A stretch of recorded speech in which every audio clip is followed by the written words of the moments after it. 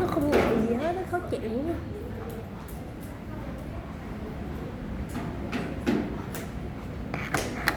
Nó không nhạy gì hết, khó chịu quá trời. Nó không nhạy gì hết, khó chịu. Okay, so next we're going to look at the assumption under the maximum likelihood problem, right? So first of all, the same as in the simple regression, we need to assume that this is linear. Okay, so the regression here is linear, and remember that's in linear in parameter. So linear in beta 1, beta 2, and beta k. Okay, so that's the first thing. The second thing, we have to make sure that our samples has been randomly collected. Okay, so this is something that we need to make sure, okay, the data here is randomly collected. So for example, as I said before, right, if we study, say, the determinants of, say, of the factors that affect student performance, for example, okay, so the factors that affect student performance,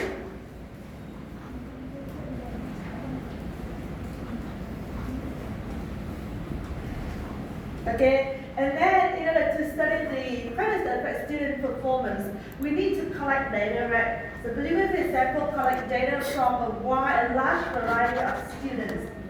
These students here, for example, you collect data in Ho Chi Minh City or in Ho Chi Minh City of Economics, for example, it may range from different classes. Okay, it's to be randomly chosen from different class, different majors. It's not like, okay, you should take the sample in this class only and say that this class here represents the whole university. So that's a bias, right? That's not randomly chosen because you are in the same measures. You can have a lot of backgrounds together. But students in other measures, in other programs, they may have different characteristics. So we have to make sure that the data here is randomly selected. That is something that you can control, right? Now we're going to talk about this in more detail. So this is assumption 3, perfect collinearity. So we have to assume that, okay, in the sample, none of the independent variables is constant.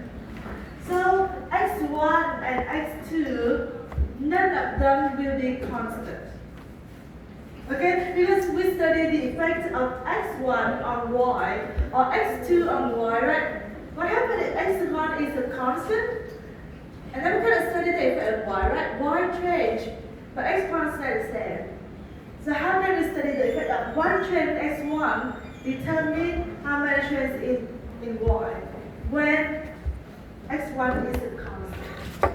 Basically, here, right, we start here, beta 1 equal to delta y equal to delta x1, right? And if x1 is a constant, this is 0. And you're going to divide 0, right? Right? So none of them is constant. And the first thing, right? And the second one, no exact linear relationship among the independent variables. Linear relationship. So for example here, right, we got here beta 1 and beta 3, x3 plus 0, the 0 term. So if we can write something like x3 equal to alpha x1, alpha 1 x1 plus alpha 2 x2, for example.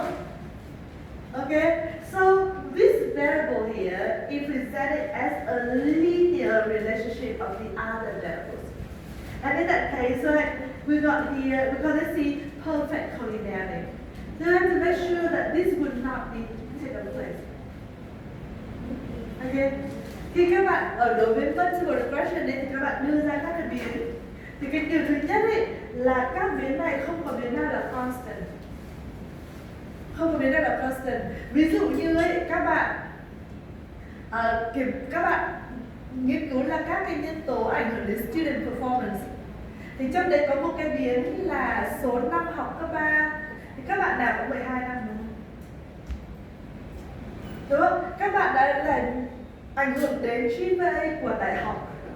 Thì tất cả các bạn phải tốt nghiệp đại học rồi các bạn học cấp 3 mới học đại học đúng không? Thì cái số năm học cấp 3 thì về cơ bản ấy là hầu hết các bạn 99% các bạn là 12 năm. Cũng có những trường hợp là các bạn ấy là ví dụ như là vì một lý do nào đấy, ví dụ tai nạn gì đó thì các bạn học 13 năm vân, nhưng mà cái khoản đấy rất ít đúng không? Thì về cơ bản ấy cái đấy nó giống như biến constant là 12 năm. Xong rồi các bạn nghiên cứu là giả sử như các bạn học tăng thêm một năm cấp 3 để GPA tăng giảm như thế nào thì đấy nó không có ý nghĩa lắm. Thế nên là chúng ta không có biến nào là constant hết. Không có biến nào là constant. Cái thứ hai ấy là không no exact linear relationship but independent variables. Tức là chúng ta sẽ không được viết được một cái phương trình linear kiểu như thế này giữa các biến independent. Giữa các biến independent. Tức là các biến này nó không thể viết dưới dạng là đây là linear đúng không? Linear relationship như thế này. Thì ví dụ chúng ta xem một cái ví dụ nhé. Để xem về the book.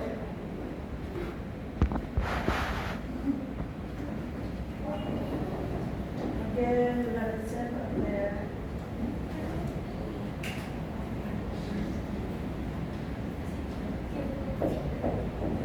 Okay, this one. Question 5. In a study relating college grade point added to time spent on various activity. Okay, so each student here, right, you got study, sleep, work later, for example. And you say how many hours they spend in each week. Okay? How many days? Okay? So 100. You got 24 hours in a day, right? And then times 7 days in a week. So that totally 168. So this is the total amount of hours in the week. And then, right, in that week, you can only have 4 types of activities. Okay? Study, sleep, work, and leisure. So that's your 4 types of study, right? 4 types of activity. You can either belong to, right, if you study or you have leisure time or sleep or work, for example. Okay? So now, in the model, GPA equal to that, study, live, work, letters, and the everything. The question here, does it make sense to hold sleep, work, letter fixed while training study?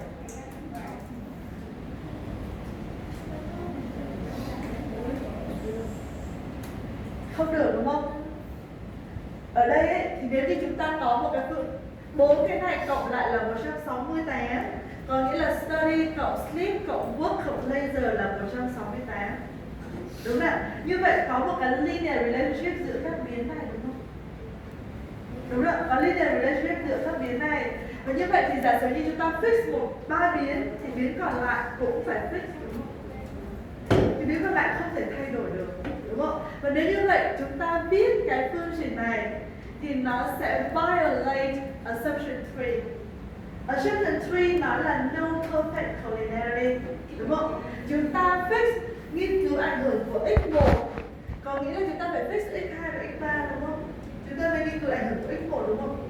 Và nếu như là x1 ở đây, chúng ta nghiên cứu ở đây chúng ta xem ảnh hưởng của x3 đối với y, đúng không nào? Thì tôi fix x1 và x2 và mình viết là x1, x2 cộng này là bằng x3 thì x3 có fix không?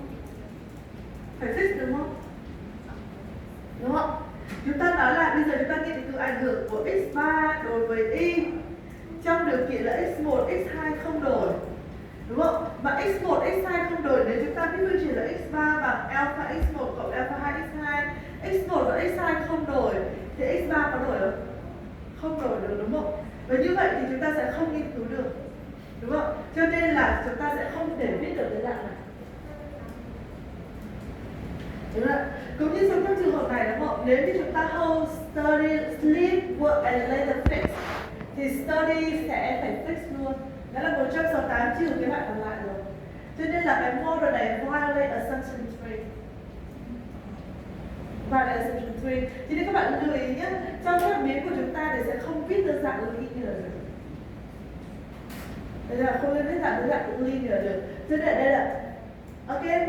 So now explain why this model of biology assumption tree. Yes, people, right? How could you reformulate the model so that parameter have useful interpretation and satisfy the assumption tree?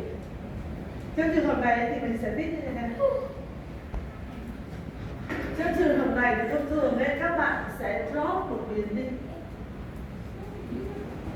Các bạn bỏ về một biến đi. Tức là chúng ta thấy là study sleep work letters thì các bạn sẽ bỏ một cái biến đi, cái biến đấy có thể là bỏ biến stay và sleep ở đấy, chúng ta để bỏ mất một biến đi. Tuy nhiên mất đi biến đi thì là có thể là cái biến trong trường hợp này người ta tự phải bỏ một biến đi. Thế là trong trường hợp mà có linearity đấy thì người ta sẽ phải bỏ bớt một biến đi để nó bỏ một cái gì cả. Và như vậy thì trong trường hợp này đúng không? x3 là fix của x1, x2 thì mình sẽ bỏ x3 đi. Mình chỉ biết là dùng x1 và x2 đến y. Mình biết không?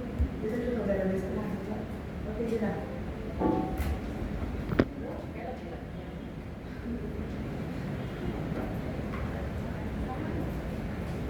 Okay. Okay. Also in this example, right? We got only two people, right? Two people, Mr. A and Mr. B, for example. And they study just set of A and B. So A and B, they're gonna go and they're gonna do the compare, for example. Okay, so this is the shares of A in the compare, and this is the share of B in the compare. So the two shares must equal to 100%, right? So these are related. If we fix A, so A is 50%, for example, so B is 50%, B cannot change. So this again is example of perfect collinearity. And in that case, right, we need to maybe omit one there. We need to omit one variable. Okay, so that's the assumption tree. Assumption tree. Okay, assumption tree. We may have the assumption tree later on. Okay, so that is assumption tree here, perfect collinearity. So here, in this case here, I write this, and this is perfect collinearity. So I can write this as a function. A function. But sometimes we also have here something quite similar, which called the multicollinearity. Multicollinearity. So multicollinearity is a situation that these variables here, they are highly correlated. They may not be that perfect, but they're highly correlated. They're highly correlated, and because they're highly correlated, it's quite difficult to say we fix these and these will change. Okay, so this is the problem of multicollinearity. So we got an example here, right? We added standardized test scores in school, and we got the function here, expenditure of teachers, expenditure instructional material, and other expenditures. Okay, so these are all expenditures variables. And you can see that a school got high expenditures, tend to spend high on these categories. They spend high on teachers, they spend high on instruction materials, they spend high on other expenditures. Alright, so these are very highly correlated. They're highly correlated, and in the case, like, the difference here that these are strong correlated because it says strong results, it's going to spend a lot on everything. And they're going to be hard to get the difference effect here. If we assume, okay, expenditure for instruction materials stay the same, we fix this, how this going to change?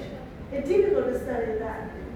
And we're going to have here a lecture later on talking about how to deal with the problem of multicollinearity.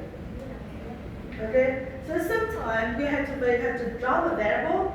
Sometimes we have to make, for example, we combine these three variables, for example, together. So instead of having these three, right, we combine together and we have the variable called school expenditure. So perfect collinearity, of course, is not going to work, but multicollinearity is also a problem.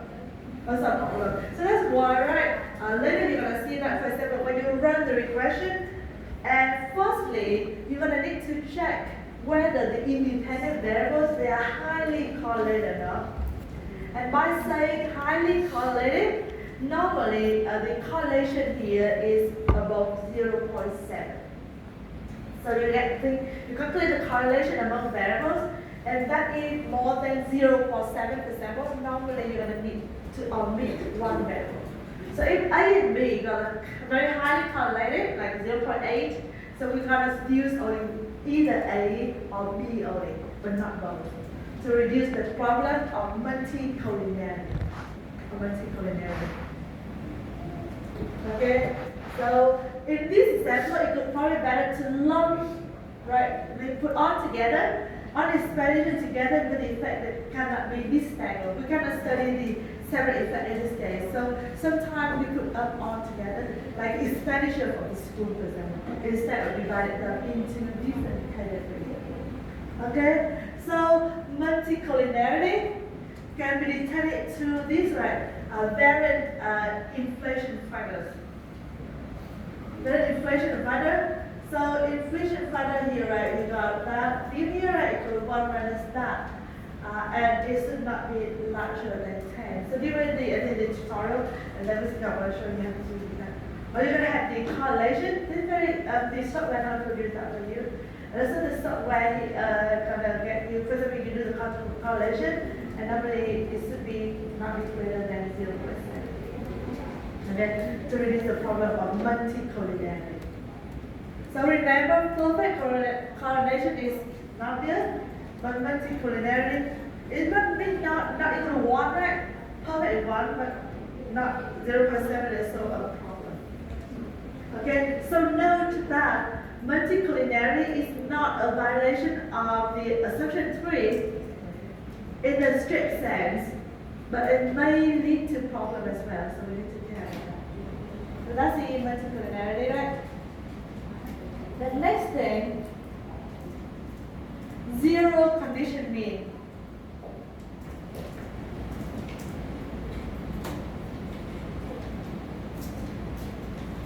Zero condition mean.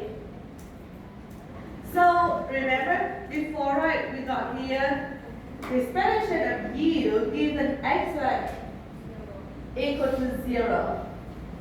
And in the simple regression, you got only one x, so it's very high likely that u and x here can have some relationship. But then in the multiple regression, you got x1, x2, x3, right? You list a lot of factors here that can affect y, right?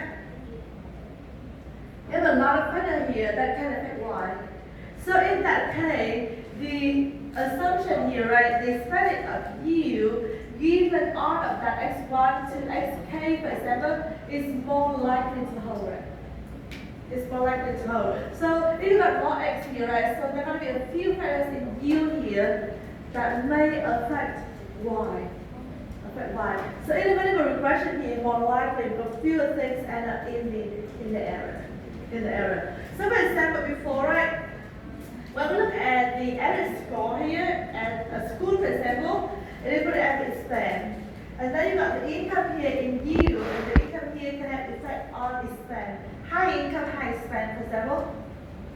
Right? So that is somehow a correlation here.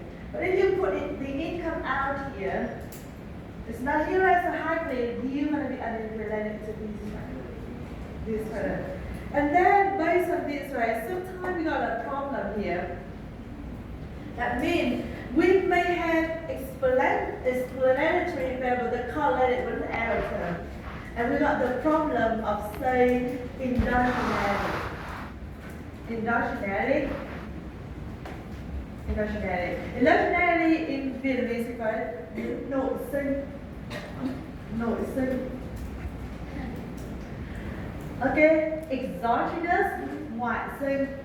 Okay, so we want here, right, explanatory variable that are unrelated with the error term. So we want them to be exogenous. But if they correlate with the error term, they are endogenous. And endogenous cause problem. We want to make sure that, okay, we have here exogeneity. So exogeneity here, right? I mean, okay, here, right? So y will not affect x, and x here will not affect y. So x and y here, they are uncorrelated. Uncorrelated. So that's the exogenous. Endogenous, that means these here can have some problem. So I don't know, in the advanced, in the book here, right, they have methods to work with the endogeneity. So if we got those problems, how can we deal with those problems? And that is the problem of endogeneity. Endogeneity. So, so we're gonna look at these problems here, right? Endogeneity in later class. In later class, endogeneity. And then based on these assumptions, again, we're gonna have this theorem. This theorem. So if these assumptions satisfied, if we got here, right?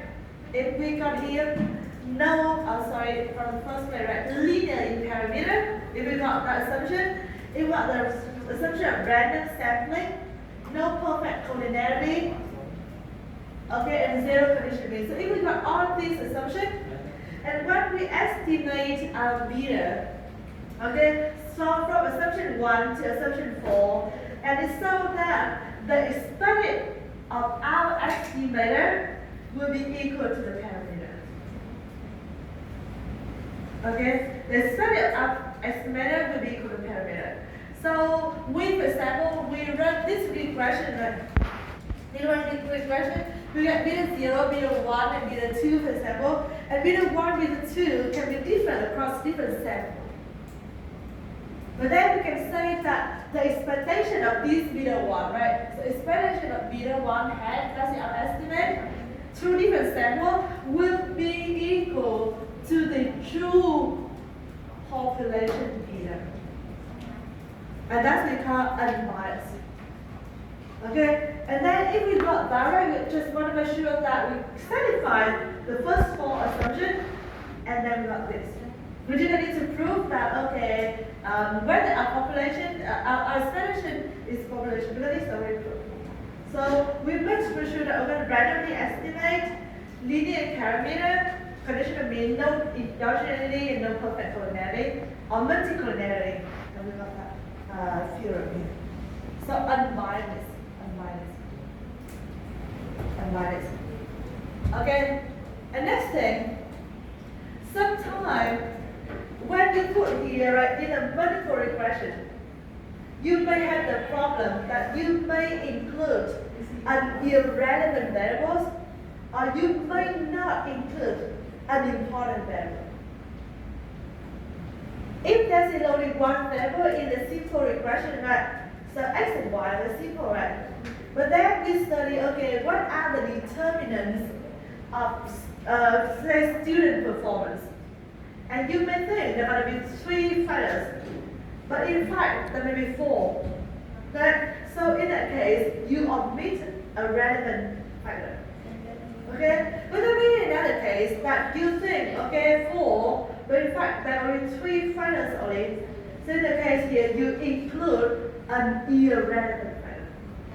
So we are going to look at the first one, including irrelevant variable.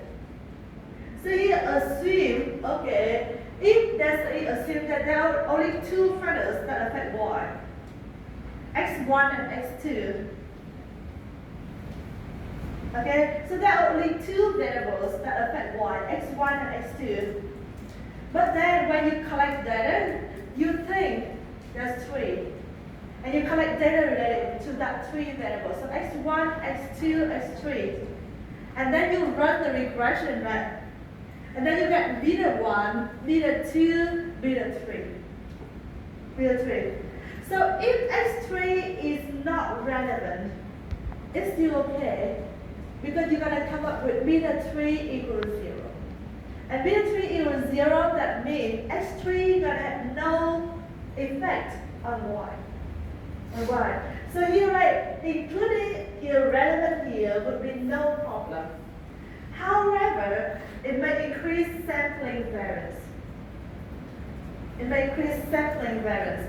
So sampling variance means like when you collect these variables here, and because this, for example, x3 and x3 here, right, can be different around different people. Okay, so when you collect this data here, right, and you can see, okay, the difference between these people in the sampling may be much more. So increase the sampling values. But it's okay.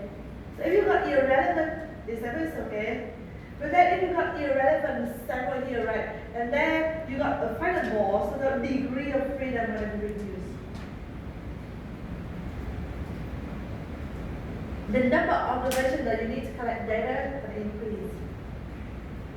So you need to collect more data basically if you got more variables. You have the same degree of freedoms. Okay. So for example like this, right? Omitting reliable variable, simple case. So assume here, right? We got here the true model. And the true model only includes x1 and x2, right? x1 and x2. And then here, right? Oh, okay, sorry. So let's include variable. Now we move to the second one. Omitting relevant variable. So assume that, okay, there will be 3 factors that affect student performance. But you think of the 2, and you include only 2 variables in your models. So you miss one important variable, right? That is the opposite of the previous case, right? The previous case, you put more variables in, and the reasoning, you're going to see that more is better than less. If you put more in, and then you're going to have here, if the beta 0, it's okay, no effect. But then if you put more in, you need to collect more data. You need to collect more data. That's it, right? But if you miss one variable, so if you assume this is a true variable. Okay, the true variable here, right? So you got here A, beta 0, beta 1 is 1, beta 2 is 2, and 2 is 2. But then this is your estimated model. And then this is your y, there must be x1 here, right? Yeah, and x2 is omitted. x2 is omitted. So you got that variable here, right? You miss that x2, you omit that x2. x2. Okay, so omitted variable here, right? We're gonna have here, right? Assume, okay, x2, right? This is the omitted variable, and x1 and x2 are correlated. Okay, so we write x2 in the form of x1. We miss that x2, right? And we write x2 here in the form of x1 here, right? Because somehow correlated. This alpha here may be 0.3 because somehow correlated. And then we're gonna put this one here, right? Y here, and you got that's in the x2 in the true variable, true model, right? x2, and then you come up with this with the x2 here. So this is true variable, the true model, right? The true model, the true model. And then if you write the true model, and you can write it in this form, right? x2 in the form x1, and then x1 here is beta 1 plus beta 2 sigma 1. So it's different from this one. So it's biased, so it's not right. Our estimation is here, but it's here, right? So this will be S slope, and that's going to be biased here. It's not right. Ở đây thì có một cái phần nó hơi khó một chút đấy, là nếu như chúng ta trong cái trường hợp của multiple regression ấy, thì có một vấn đề là bao nhiêu biến x là đủ. Bao nhiêu biến x là đủ. Thì nếu như mà chúng ta đưa vào một biến và nó bị dư, có nghĩa là tôi nghiên cứu là ảnh hưởng là những cái nhân tố ảnh hưởng đến firm value chẳng hạn. Thế là giá trị doanh nghiệp thì tôi đưa những yếu tố, ví dụ như tôi lấy những yếu tố trước, tôi lấy những yếu tố ví dụ như là size, ví dụ như là leverage, ví dụ như là trình độ quản trị của nhà quản trị, vân vân, nhiều yếu tố đấy vào, đúng không? Thì có thể là cái biến ấy là biến size nó không có ảnh hưởng đến firm value, nhưng tôi đưa vào nó cũng không sao hết, bởi vì nếu nó không ảnh hưởng thì cái beta, số beta của chúng ta nó sẽ ra là không. Đúng không? Tuy nhiên ấy, thì khi mà chúng ta đưa thêm nhiều biến vào thì số quan sát của chúng ta để đảm bảo nó sẽ phải tăng lên. Nó sẽ tăng lên. Bởi vì cái số quan sát của chúng ta cái biến ấy thì nó là sao mà đến cái degree of freedom ấy, thì cái biến của chúng ta nếu mà cái xk cái k nó càng nhiều thì để đảm bảo cho cái tính chúng ta cái mô hình đấy thì cái number observation của chúng ta sẽ thể nhiều hơn. Đấy là không phải gì. Tuy nhiên ấy là chúng ta sẽ có vấn đề là nếu như chúng ta mô hình của chúng ta là omitted variable là mô hình thiếu biến, thế thì giả sử như biến của chúng ta ấy, mô hình chuẩn của chúng ta là có biến x2 và biến x2 đúng không? Và hệ số chuẩn của chúng ta là hệ số này là beta 2 đúng không? Beta 2 là cái hệ số chuẩn của chúng ta, tức là beta 1 đây là population là true model. Nhưng mà chúng ta không biết cái biến x2 này, chúng ta lại test một cái model mà là beta 0, beta 1 hay là tutor đúng không? x1 thôi, cái này bạn bổ sung lên đây với cái x1 đi. x1 đúng không? Thế thì giả sử như là cái biến x2 là cái biến chúng ta không test ấy, thì nó có thể được viết dưới cái dạng là như thế này. Biến x2 này có thể có quan hệ nào đấy với x1 đúng không? Không phải là không biết là có quan hệ nào đấy với 1. Thì lúc bây giờ cái đây là cái phương trình chuẩn của chúng ta đúng không? Population. Thì cái population chúng ta chuyển cái x2 nó vào đây. Đúng chưa nào? Thì chúng ta phải viết ra lại nó là cái này nếu như viết cho x1. Đúng không? Và như vậy thì chúng ta thấy ấy, là cái x1 này ấy, khi mà chúng ta chỉ chạy cái y lên x1 thôi thì chúng ta thu được một cái hệ số này. Và cái hệ số này nó có bằng cái hệ số beta 2 này không? Beta 2 là parameter đúng không? Là nó sẽ ảnh hưởng của x2 đến y. Ghi về là x1 không đổi. Và nếu mà chúng ta chạy cái ảnh hưởng của y và đến x1 thôi ấy, thì cái mô hình của chúng ta quý lên đây là beta 1, beta 2, nó không phải là beta 2. Và như vậy thì cái mô hình thiếu biến này ấy, thì nó sẽ đưa ra cái ước lượng không đúng. Cho nên là một cái ấy, là thừa ấy, thì nhiều khi nó đỡ nguy hiểm hơn là thiếu. Thì nó lại là thiếu. Thế còn biết như thế nào là thiếu thì thật ra trên thực tế chúng ta cũng không biết được. Nhiều lúc là chúng ta phải dựa vào các lý thuyết không? Các lý thuyết thì người ta nói là đây là những nhân tố ảnh hưởng đến phương sai. Còn nó có đủ hay không ấy thì các bạn sẽ có những cái test ở sau. Có đang không? Đó là step để xem là mô hình này là có thiếu biến hay không. Đúng không? Như ở đây thì chúng ta mới ở dừng là cái estimation này chúng ta identify problem thôi. Và đấy là lý do mà tại sao chúng ta là bài 3 là multiple đúng không? Và đấy là bài 9 là vẫn còn multiple regression. Đúng không? Thì chúng ta bây giờ chúng ta identify problem và sau đấy chúng ta sẽ fix những cái problem đấy vào các buổi sau.